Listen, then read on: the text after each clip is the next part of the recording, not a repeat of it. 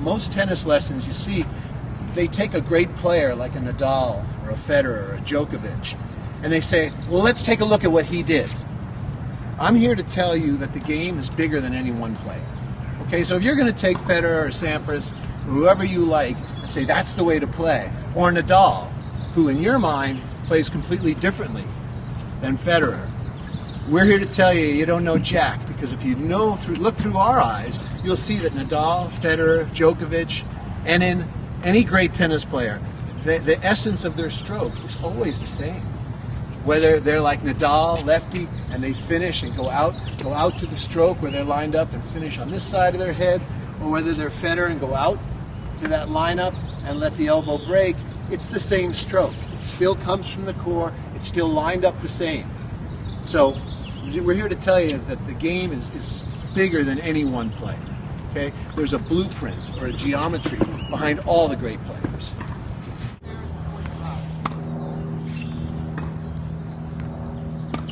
All right, Pablo, here's another drill we like. One step. See this? We take full swing, one step in.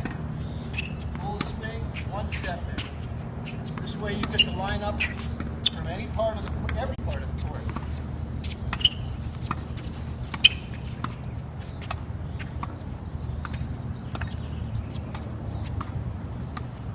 Then of course,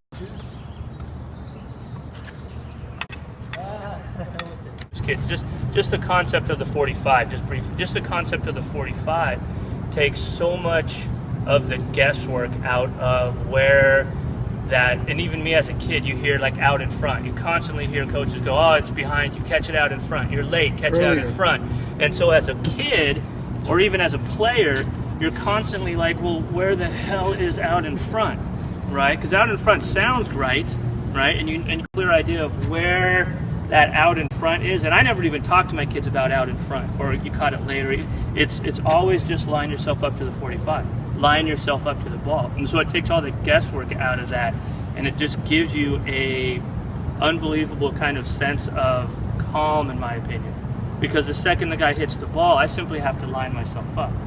I don't have to worry about catching it out in front and doing all that stuff. So I think, it really gives, at 5-all in the third set, at 4-all in the tiebreaker, when all this other stuff is going on, is if they can kind of just stay true and have that belief where they stay true to the 45, then it falls into place. And for kids, that's a big deal.